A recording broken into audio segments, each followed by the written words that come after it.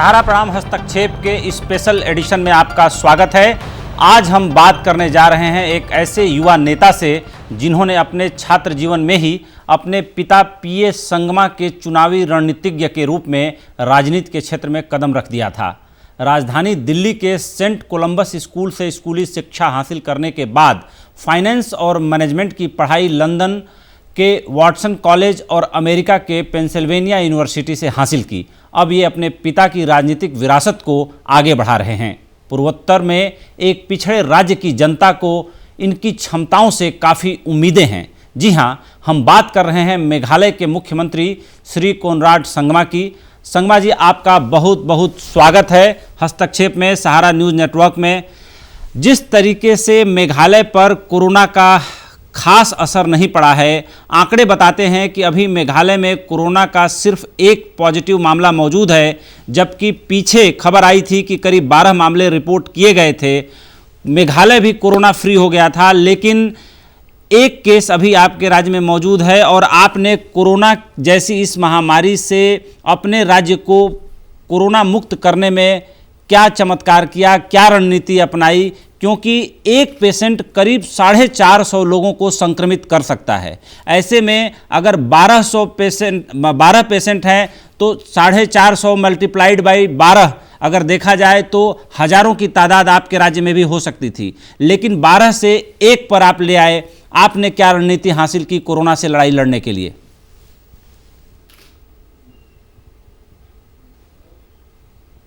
जो हमारे यहाँ पे लॉकडाउन था जी, हमने नेशनल लॉकडाउन से पहले हमने काफी काम शुरू किया।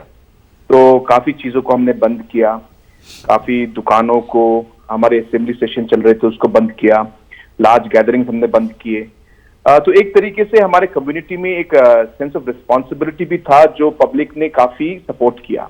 बिल्कुल। उसकी वजह से काफी हम हद तक हम तैयार थे और पहले 3 हफ्तों में हमारे यहाँ पे एक भी केस नहीं हुआ। लेकिन उसके बाद हमारे यहाँ पे अप्रैल की 13 तारीख को एक केस हुआ, जो हमारे फर्स्ट लॉकडाउन का आखिरी दिन था। और उसके बाद उस एक केस से फैमिली में जो था 12 लोग, उन फैमिली और उनके जो घर में काम करने वाले लोग थे, उनके बीच में ये वायरस जो फैल गया। उसके बाद जो है हमने कम्युनिटी के थ्रू, ऑफिसर्स के थ्रू और ओवरऑल सोसाइटी में और ज्यादा हमने एक्सट्रीम लॉकडाउन और मूवमेंट में रिस्ट्रिक्शन डाल के, कर्फ्यू डाल के हम लोग ने काफी हद तक इसको कंट्रोल किया।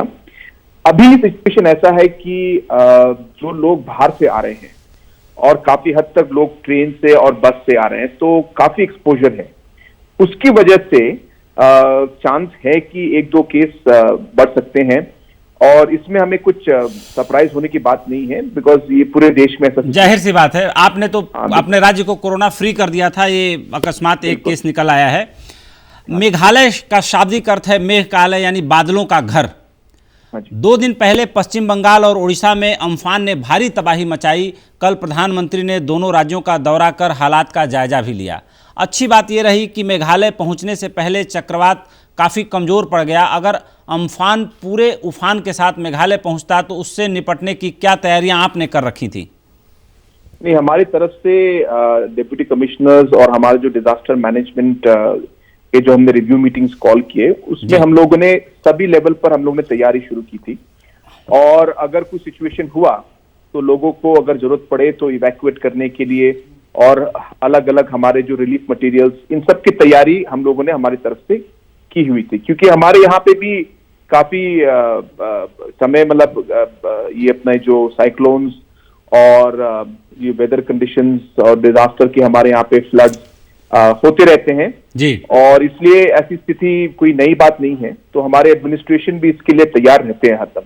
लेकिन जैसे आपने कहा कि क्योंकि इसकी जो गति काफी कम हो गई और उसकी वजह से अभी और जो पहले 1-2 दिन पहले यहाँ बारिश हुई काफी, लेकिन कोई मेजर डिस्ट्रक्शन, कोई मेजर डैमेज नहीं हुआ।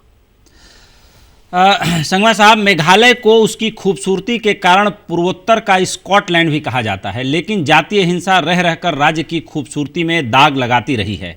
इस साल कोरोना संकट आने से पहले भी जातिगत हिंसा के कारण राजधानी शिलांग समेत 6 जिलों में कर्फ्यू लगाने की नौबत आ गई थी।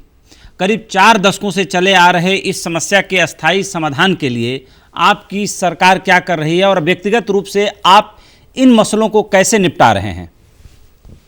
जो हमारे यहाँ पे कुछ महीनों पहले जो सिचुएशन हुआ, जहाँ पे कर्फ्यू हुआ और थोड़ा लॉ एंड ऑर्डर सिचुएशन हुआ, वो सिटीजन अमेंडमेंट एक्ट की तरफ जो लोगों का एक तरीके से एक ऑपोजिशन था, उसकी वजह से ये सिचुएशन हुआ। और ये पहले जो हमारे यहाँ पे जो एक्सट्रीमिस्ट ग्रुप्स या अंडरग्राउंड ग्रुप्स के जो डिस्टर्बेंस या लॉ एंड ऑर्डर सिचुएशन होते थे, उसकी वजह से नहीं था। तो हमारे यहाँ पे जो है एक्सट्रीमिस्ट ग्रुप, हमारे यहाँ पे जो अंडरग्राउंड का ग्रुप जो है, मिलिटेंसी जो है, वो इनफैक्ट बिल्कुल नलीफाई हो गया, बिल्कुल जीरो है अभी हमारे यहाँ पे। और जो लॉ एंड ऑर्डर सिचुएशन अभी जो हमने 4-5 महीने पहले देखा, वो एक पर्टिकुलर बिल या एक्ट की वजह से हुआ था, और उसका भी हम लोग रास्ता निकाल रहे हैं, लोगों से हम लोग बात कर रहे हैं, और जो लोगों के कंसर्न्स है उसको हम लोग रिजॉल्व करने की कोशिश कर रहे हैं। प्रधानमंत्री नरेंद्र मोदी ने उत्तर पूर्व राज्यों की तरफ काफ़ी ध्यान दिया है और पहले कार्यकाल में और दूसरे कार्यकाल में उन्होंने काफ़ी यात्राएं की, बल्कि पिछले कार्यकाल में बार बार यात्राएं की। गुवाहाटी में उन्होंने डीजी कॉन्फ्रेंस भी रखा और मणिपुर भी गए, मेघालय भी गए, तमाम राज्यों का दौरा लगातार वो करते रहे और मणिपुर समेत तमाम उत्तर पूर्वी राज्यों को एक मुख्य धारा में लाने का प्रयास किया उन्होंने। उनकी यात्राओं से और उत्तर पूर्व को मुख्य धारा में जोड़ने के प्रयास से आपको क्या लगता है कि उत्तर पूर्व का भला होगा, या यूं कह सकते हैं कि उन्होंने यात्राएं तो की, मोटिवेट तो किया, लेकिन कुछ खास उसका फायदा नहीं हुआ? क्या कहना चाहेंगे आप? नहीं, मेरे ख्याल से जो प्रधानमंत्री नरेंद्र मोदी जी ने पिछले 6 सालों में किया है, और जिस तरीके से उन्होंने एक इम्पोर्टेंस दिया और नॉर्थ ईस्ट में काफी बार आए, उसका बिल्कुल एक फायदा भी हुआ है, और उसका डिफरेंस हमको सबको साफ नजर आ रहा है। सबसे पहली चीज तो ये है कि जब आप खुद अपनी आंखों से आप देखते हैं, खुद जब आप पब्लिक से बात करते हैं, और खुद आप जाके जो लोगों की समस्याओं को आप समझने की कोशिश करते हैं, उसी से ही काफी बदलाव आपकी डिसीजन मेकिंग में आता है। बिल्कुल। तो मेरा ये मानना है कि प्रधानमंत्री जी ने ये जो किया, वो खाली वो अकेले ही नहीं, लेकिन सभी मंत्री को उन्होंने कहा कि आपको हर 15-20 दिन में आपको नॉर्थ ईस्ट जाना है। तो इसका फायदा हुआ है। हमारे नॉर्थ ईस्ट में बहुत सारे इंफ्रास्ट्रक्चरल प्रोजेक्ट्स, रोड में हमें बहुत सपोर्ट मिला है। मेरी सरकार 2018 से हम लोग यहाँ पे सरकार चला रहे हैं, और इन 2 सालों में जो जिस तरीके से NREGS या PMGSY स्कीम्स में हमको सपोर्ट मिला है, वो पहले कभी नहीं मिला। हमारे जो नेशनल हाईवेज को इंप्रूव करने के लिए जो सपोर्ट मिला था, वो पहले कभी नहीं मिला। पहले भी आए हैं, लेकिन जिस तरीके से इन पिछले 2 सालों में मैंने देखा है खुद, वो पिछले सालों से बहुत ज्यादा है। यही नहीं, एक नॉर्थ ईस्ट को आगे बढ़ाने के लिए एक्ट ईस्ट पॉलिसी के लिए भी बांग्लादेश के साथ, म्यांमार के साथ हम लोग कैसे आगे ट्रेड बढ़ा सकते हैं, इस एरिया में भी प्रधानमंत्री जी ने बहुत ध्यान दिया है। देखिए, आप राज्य के मुख्यमंत्री हैं और आपने खुद बांग्लादेश, म्यांमार और उत्तर पूर्व के राज्य जो है तमाम इंटरनेशनल बॉर्डरिंग लाइन है, नेशनल सिक्योरिटी के भी बहुत सारे इशूज रहते हैं, और कहीं ना कहीं पहले अलग अलग सरकारें थी, अलग अलग पार्टियों का शासन था उत्तर पूर्वी राज्यों में। इस समय ले दे करके भारतीय जनता पार्टी का वर्चस्व है और एक एडमिनिस्ट्रेशन जो है इन लाइन है। ऐसे में जो नेशनल सिक्योरिटीज के इशू जो बॉर्डरिंग कंट्रीज के साथ थे, वो कितने स्मूथ चल रहे हैं, और आप लोग, चूंकि जाहिर सी बात है इसमें मुख्यमंत्रियों को भी शामिल किया जाता है, आप कितने संतुष्ट हैं भारत सरकार की नेशनल सिक्योरिटी पॉलिसी और जो नेबरिंग स्टेट हैं, जो बॉर्डर लाइन के इशूज हैं, जो बॉर्डर के इशूज हैं, उससे? देखिए, हमारे नॉर्थ ईस्ट में तो 98% इंटरनेशनल बॉर्डर है जी, और इसमें से करीब 444 किलोमीटर जो है वो मेघालय और बांग्लादेश का बॉर्डर है जी। तो हमारे पास काफी लंबा एक बांग्लादेश के साथ हमारी जो सीमा है। तो इस मामले में मैं ये कहना चाहता हूं कि जो रिलेशनशिप बांग्लादेश और इंडिया के बीच में जो इस समय है, वो बहुत ही पॉजिटिव लाइन पे है, और इसका बहुत हमें क्रेडिट जो है प्रधानमंत्री नरेंद्र मोदी जी को देना पड़ेगा।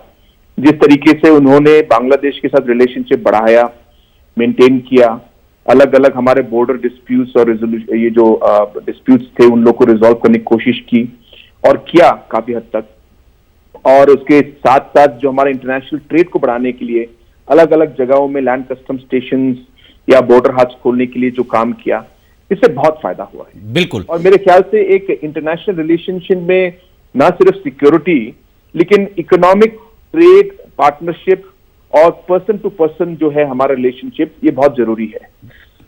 मैं पिछले साल खुद बाय रोड करीब 1400-1500 किलोमीटर गाड़ी चला के मैं बांग्लादेश गया, मेघालय से, और मैं मैंने टूर किया बांग्लादेश। और उस समय भी मुझे बहुत पॉजिटिव रिस्पांस मिला। जो हम लोग पेपर में पढ़ते हैं, कभी भी टीवी में देखते हैं कि बांग्लादेश की तरफ से ये नेगेटिव चीज है, वो नेगेटिव चीज है, मेरे ख्याल से वो सिर्फ 2-3%, 5% का न्यूज। आपसे पहले किसी मुख्यमंत्री ने ड्राइव करके बांग्लादेश की सीमा में 1400-1500 किलोमीटर दूर की यात्रा की है क्या, या आप पहले आदमी हैं ऐसे? मेरे नॉलेज में तो शायद पहले किसी ने नहीं किया है, लेकिन मैं गलत हो सकता हूँ। जी जी। लेकिन मैं कंपेयर करने के लिए नहीं कह रहा। बिल्कुल। लेकिन मेरे ख्याल से जब आप गाड़ी से जाते हैं तो आपको एक अलग नजरिया मिलता है और अलग इंफॉर्मेशन, लोगों से बात करने का, और एक्चुअल जो रूरल एरिया है और जो देश का जो एक्चुअल नक्शा है और इकोनॉमिक नक्शा भी है, वो मेरे ख्याल से आपको ज्यादा समझ आता है। तो इसलिए गाड़ी से मैंने दौरा किया, और मेरे ख्याल से उसका बहुत पॉजिटिव रिस्पांस मिला मुझे, और बहुत सीखने को मिला। और उसको मैं जो मैं सीखा, मैं चाहूंगा कि मैं उनको आगे बढ़ाऊं। बहुत बहुत बेहतर। पिछले साल असम में एनआरसी की सूची से 19 लाख लोगों को बाहर होने के बाद भी मेघालय में घुसपैठ का अंदेशा बढ़ा है। क्या आपकी सरकार असम से विस्थापित लोगों को शरण देगी, जबकि पहले ही मेघालय स्थानीय बनाम बाहरी के झगड़े का दंश झेल रहा है और टाइम टू टाइम इसका असर भी मेघालय में देखने को मिलता रहा है? नहीं, यहाँ पे जो है हमारे इश्यूज, जो इलीगल इमिग्रेशन के इश्यूज, वो बहुत इंपॉर्टेंट है। और जैसे मैंने आपको कहा कि हाँ, बांग्लादेश के साथ हमारा ये एक बहुत ही क्रिटिकल इश्यू है और इसमें बातचीत चलती रहती है, लेकिन इसके अलावा और अपॉर्चुनिटीज है जो हमें देखने चाहिए। लेकिन जो आसाम के बारे में आपने कहा जी, इसमें हमने काफी क्लियरली आसाम गवर्नमेंट से भी और भारत सरकार से भी हमने कहा है कि जो आसाम का जो मामला है वो आसाम को ही रिजॉल्व करना पड़ेगा। हमारी तरफ से मेघालय में इस चीजों के लिए, इनके लिए जो है अगर कोई रिजोल्यूशन चाहिए, ये हमारे तरफ से मुमकिन नहीं होगा। तो ये हमने आसाम से कहा है कि जो आसाम का इशू है वो आसाम को रिजॉल्व करना पड़ेगा। मेघालय में राज्य के बाहरी लोगों को प्रॉपर्टी खरीदने का अधिकार नहीं है, लेकिन अक्सर देखा गया है कि स्थानीय लोगों के साथ शादी कर लोग वहां कानूनन प्रॉपर्टी खरीद लेते हैं। राज्य सरकार इस कानूनी पेच के सामने कई बार बेबस नजर आती है। देखिए, ये लॉ जो था, ये बिल्कुल बिगिनिंग से जो हमारे स्टेट में, जब हमने स्टेट बनाया 1972 में, तब से ही हमारे यहाँ पे लैंड ट्रांसफर एक्ट का एक बहुत ही स्ट्रॉन्ग एक पॉलिसी है। हमारे यहाँ पे जो ज्यादातर जमीन है वो या तो क्लैन, मतलब आपके जो अलग अलग विलेज कमिटीज या अलग अलग जो हमारे ट्राइबल, सब ट्राइबल ग्रुप्स हैं, ये जमीन ज्यादातर कम्युनिटी ओन्ड जमीन है। तो इसकी वजह से इसमें इंडिविजुअल्स का जितना ज्यादा राइट नहीं होता। और जिस तरीके से आपने कहा कि हम लोग बाहर के लोगों को यहाँ पे जमीन खरीदने नहीं देते, ये भी एक पॉलिसी है जिसमें एक प्रोटेक्शन जो है लोकल लोगों को दिया गया है। बिल्कुल। रही बात आपकी जो आपने कहा पर्सनली कि लोग आते हैं, शादी करते हैं, इस मामले में इंडिविजुअल्स का जो है वो अभी शादी करने के लिए तो हम रोक नहीं सकते लोगों को। बिल्कुल। लेकिन ऑब्वियसली इसके जो इकोनॉमिक इम्पैक्ट्स पड़ते हैं हमारे ऊपर, इसको हम लोग टाइम टू टाइम हम देखते हैं और कोशिश यही रहती है कि इसका कोई गलत फायदा ना उठाए। अगर कोई किसी से शादी करना चाहता है, अच्छी सोच के साथ कर रहा है, तो इसमें हम लोग रोक नहीं डाल सकते। लेकिन किसी ने अगर गलत सोच के साथ ये किया है तो हम टाइम टू टाइम इसको हम लोग देख के हम लोग सुधारने की कोशिश करते हैं। पिछले साल दिसंबर में आपकी सरकार ने इनर लाइन परमिट यानी ILP के समर्थन में प्रस्ताव पास कर मंजूरी के लिए केंद्र सरकार को भेजा था।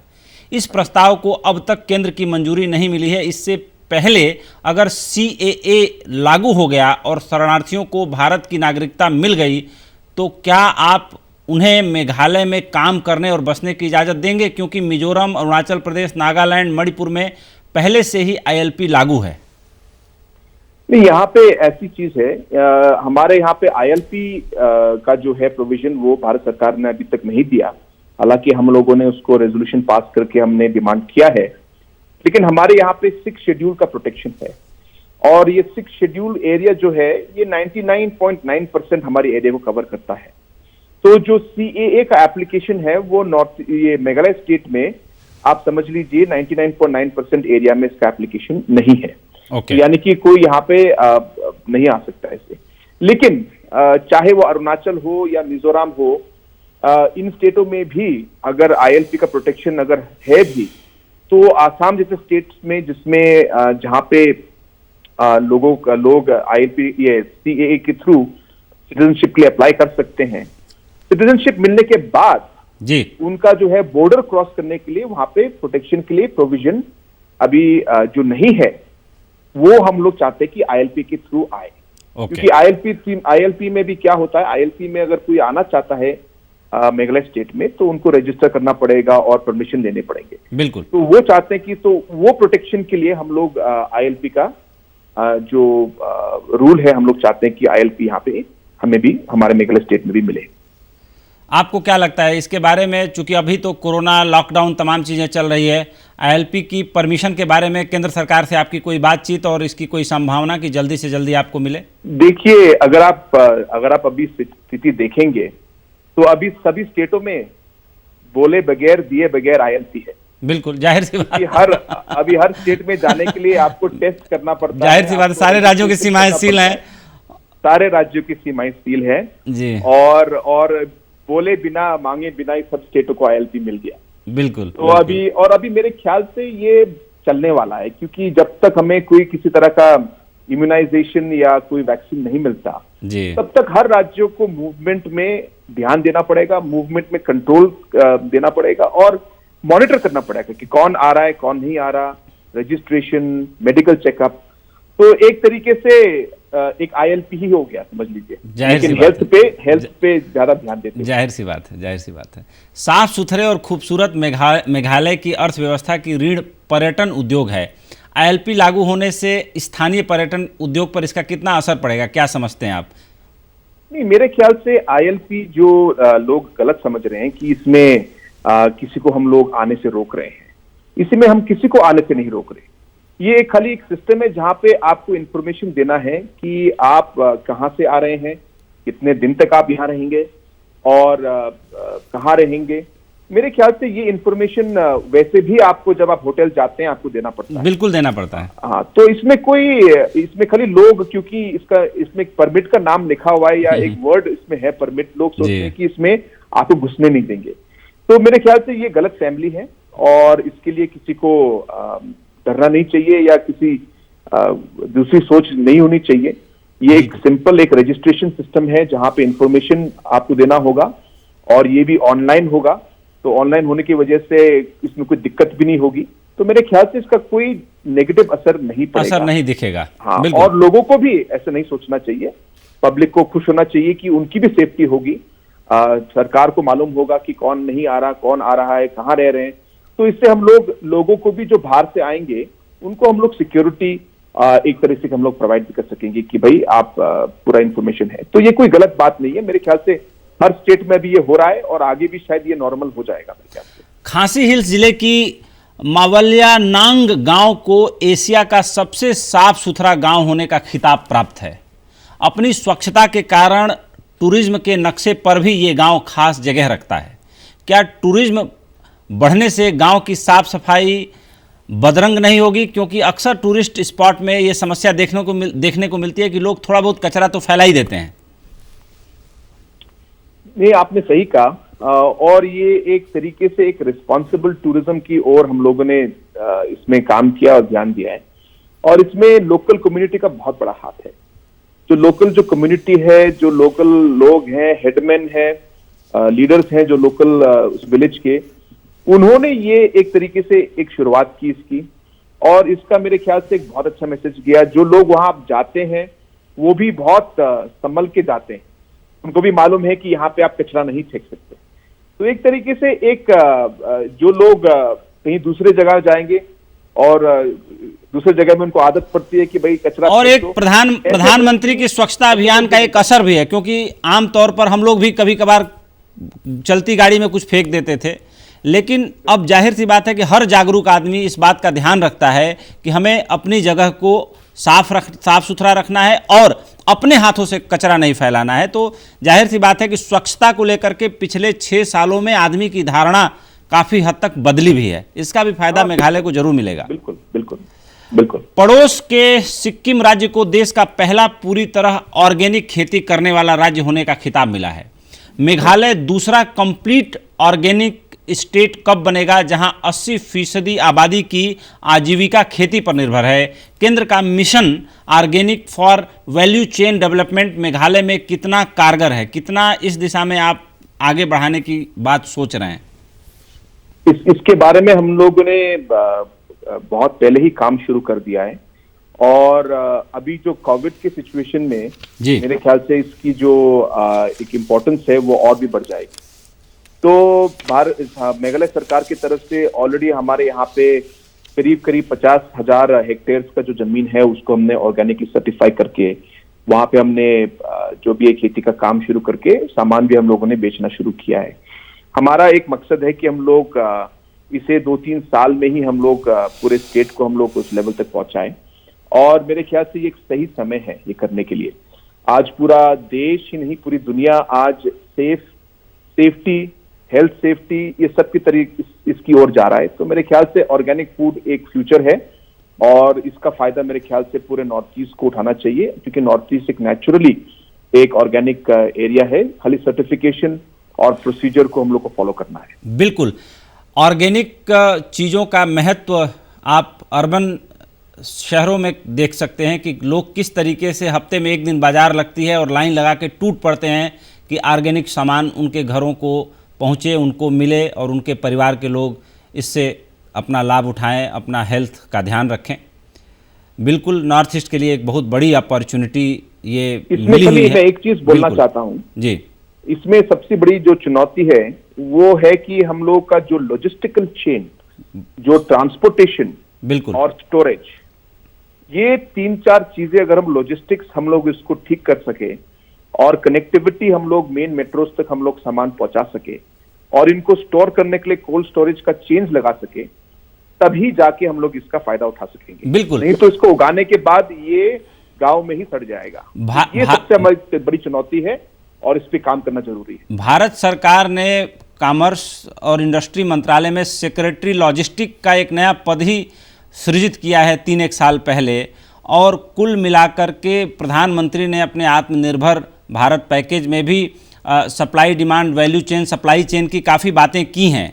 ऐसे में आपको नहीं लगता कि अगर राज्य सरकार केंद्र सरकार मिलकर काम करे तो जो प्रोडक्ट आप लोग प्रोड्यूस करेंगे, हालांकि कोरोना के कारण आप लोगों को भी काफ़ी नुकसान हुआ होगा और जो कुछ भी प्रोड्यूस हो रहा होगा वो जाहिर सी बात है कि मेन मार्केट तक बड़ी बाज़ारों तक नहीं पहुंच पा रहा होगा, लेकिन value chain supply chain in सब चीज़ों को लेकर के आगे क्या कुछ हो रहा है, इस पर भी तो कोई मास्टर प्लान कोई योजना होगी क्योंकि ये ज़रूरत सबकी है आज के डेट में।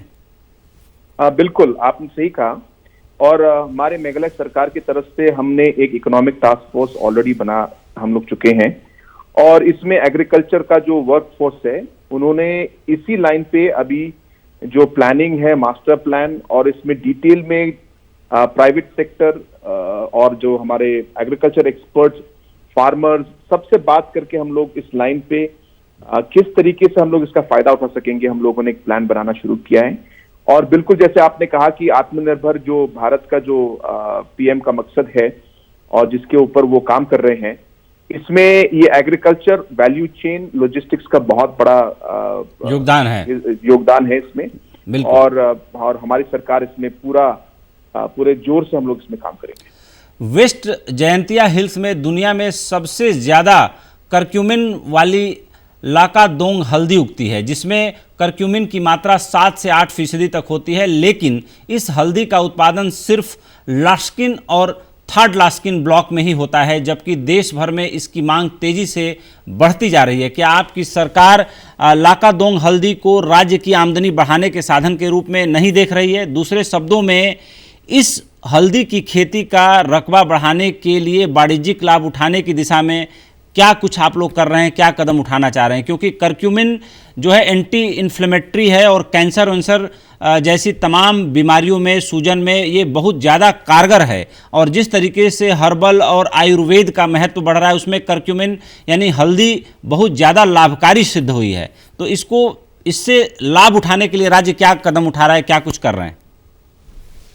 हमारी सरकार आने के बाद 2018 वर्ष में ही हम लोगों ने लाकाडोंग मिशन शुरू किया जी। और जैसे आपने कहा कि हमने भी यही सोचा कि इसका हमें फायदा उठाना चाहिए।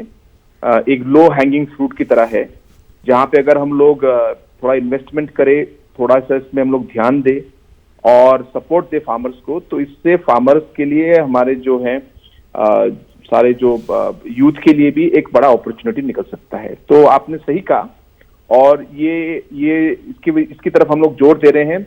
और ये मिशन शुरू करने के बाद हमें काफी फार्मास्यूटिकल कंपनियों से हमें एक तरीके से ऑफर आया है और कुछ लोगों ने यहाँ पे फैक्ट्री और इसका जो करक्यूमिन को निकालने के लिए यहाँ पे फैक्ट्री डालने का भी एक प्रोग्राम और प्लान बनाया है। तो इसका हमें काफी फायदा हो रहा है और हमारा प्रोडक्शन लेवल भी काफी हद तक बढ़ चुका है। हम लोग चाहते हैं कि इसका जो करंट हमारा जो 10,000 12,000 मीट्रिक टन है, इसको हम लोग 50,000 कम से कम मीट्रिक टन तक हम लोग इसको 2-3 साल में हम लोग पहुंचाएं।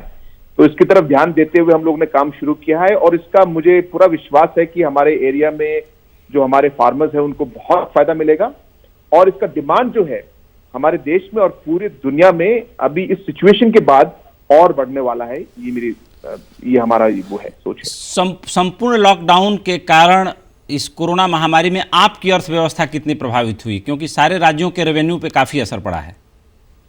सारे स्टेटों में पड़ा है और नेशनल लेवल पे भी पड़ा है और हमारे स्टेट में इनफैक्ट ऑलमोस्ट जो स्टेट का खुद का रेवेन्यू 60-70% तक कम हो गया। तो इसमें काफी नुकसान हुआ है।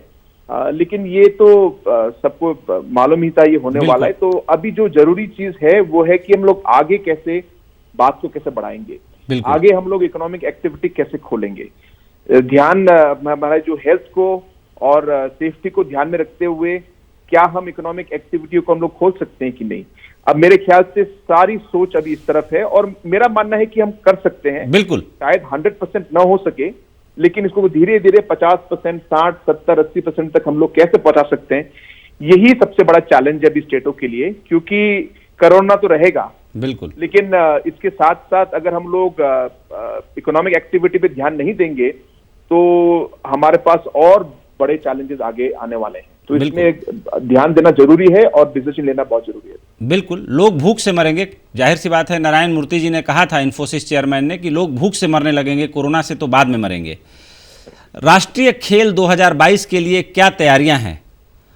आपने कहा कि इसके लिए सभी जरूरी औपचारिकताएं 1 महीने के अंदर पूरी कर ली जाएंगी। इतने कम समय में ये काम कैसे होगा? क्योंकि जो राष्ट्रीय खेल जो है वो नॉर्थ ईस्ट जो राज्य हैं वो खेल में भारत के लिए एक तरीके से गौरव का विषय हैं। अगर हरियाणा को छोड़ दिया जाए तो नॉर्थ ईस्ट ही है जहां पे सबसे अच्छे और उम्दा खिलाड़ी निकलते रहे हैं।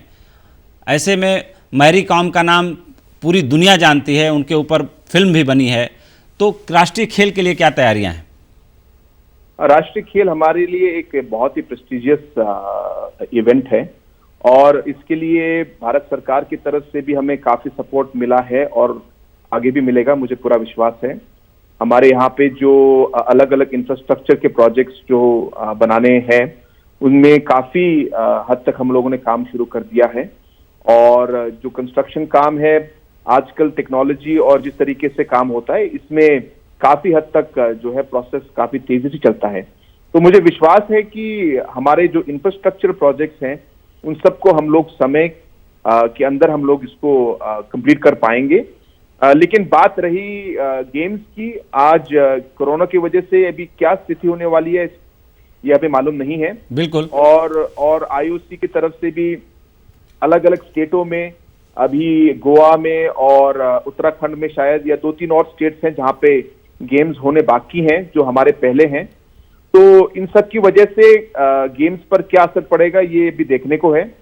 लेकिन मेघालय सरकार की तरफ से जो इंफ्रास्ट्रक्चर और जो जो चीजें करनी जरूरत है, उन सब कामों पे हम लोगों ने काम शुरू कर दिया है और मुझे पूरा विश्वास है कि हम लोग समय से पहले सारे इंफ्रास्ट्रक्चर के प्रोजेक्ट्स हम लोग कंप्लीट कर पाएंगे।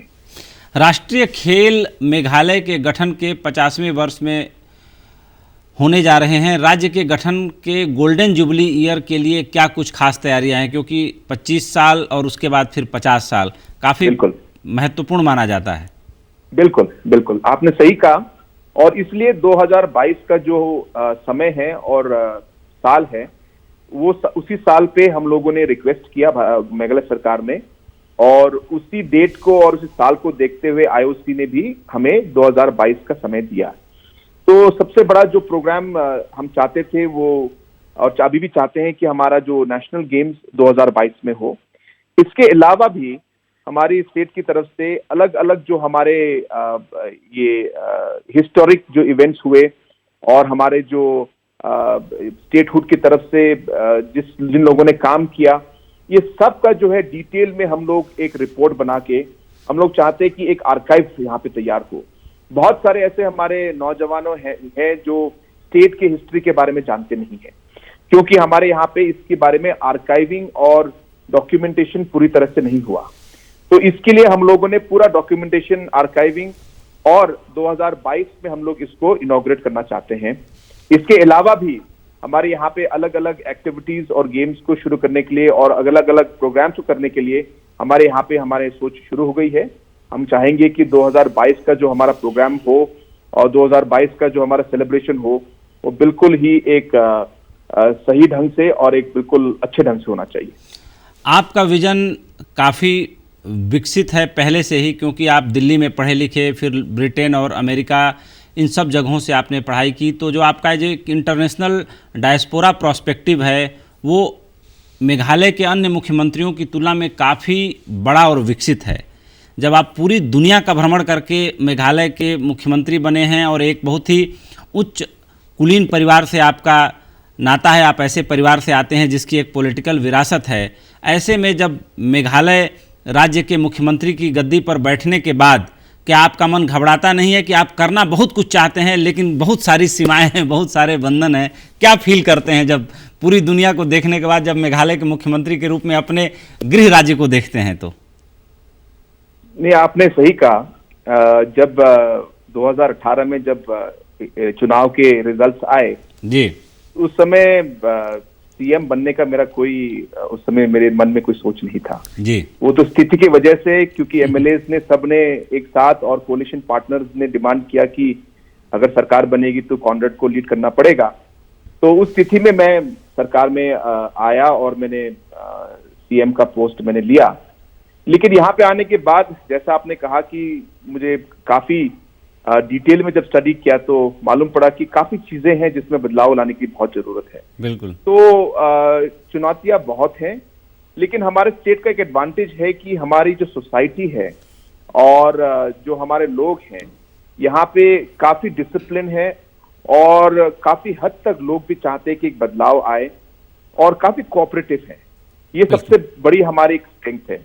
दूसरा स्ट्रेंथ हमारी ये है कि हमारे पास नेचुरल रिसोर्सेज बहुत हैं, हमारे पास यहाँ पे नेचुरल ब्यूटी बहुत है टूरिज्म के लिए, और यहाँ पे हमारे पास एग्रीकल्चर का बहुत स्ट्रेंथ है। तो मेरे ख्याल से अगर हम देखें और इसको ठीक तरह से हम लोगों ने प्लान बनाकर, पॉलिसी बनाकर हमने काम किया, मुझे उम्मीद है कि हम लोग इसका बहुत फायदा उठा सकेंगे और बहुत ही कम समय में मेरा मानना है कि हम लोग मेघालय को एक नए ऊंचे लेवल पर हम लोग पहुंचा सकेंगे। ये मेरा मानना भी है और मैं विश्वास करता हूं कि हम इसको कर पाएंगे। इसके लिए हमारी शुभकामनाएं भी। आपको एक आखिरी सवाल ले रहा हूं, चूंकि समय की सीमा भी अब पूरी हो रही है। आप एक राजनीतिक परिवार से आते हैं, बचपन से ही आपने अपने परिवार में एक राजनीतिक माहौल देखा है।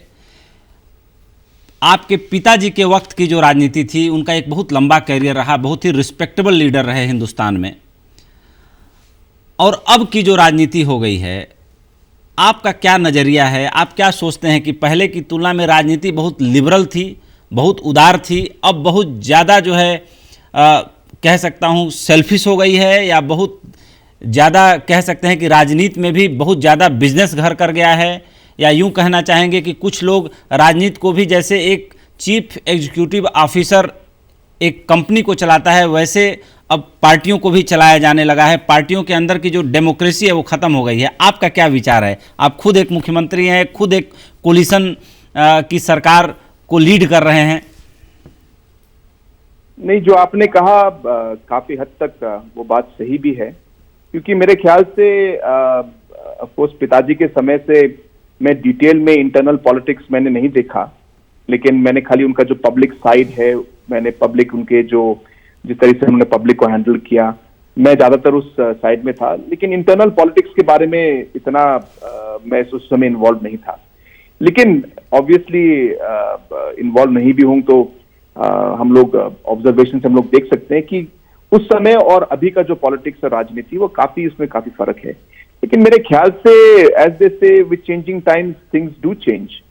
तो मेरे ख्याल से अभी जो जिस तरीके का सिचुएशन है देश में और दुनिया में, मेरे ख्याल से प्रोफेशनलिज्म एक तरीके से बोले, जो प्रोफेशनल साइड्स और ये सब स्ट्रैटेजीज और अलग अलग प्रोफेशनल इश्यूज जो हैं वो अभी शायद पॉलिटिक्स में ज्यादा है।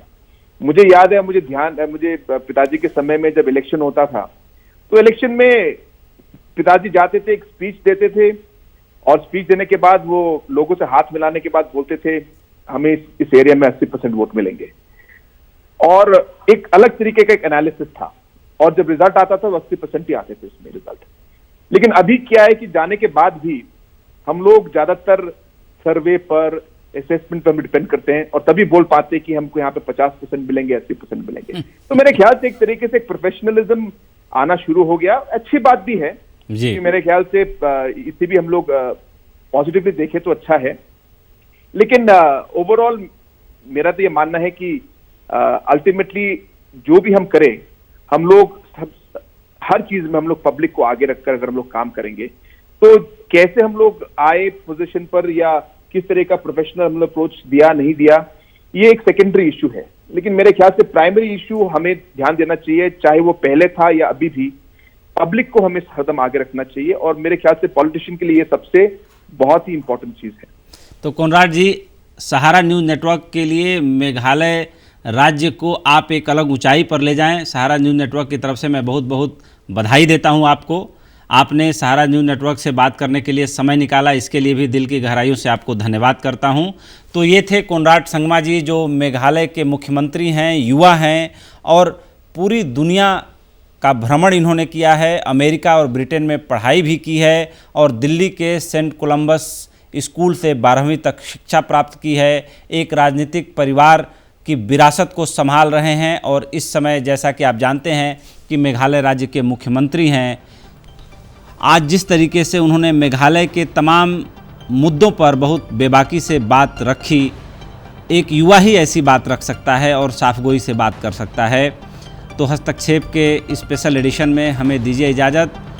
हम फिर हाजिर होंगे सोमवार को एक नए बुलेटिन के साथ, जिस पर आप सभी से चर्चा होगी, बातचीत होगी। आपको बहुत बहुत धन्यवाद। सहारा प्रणाम।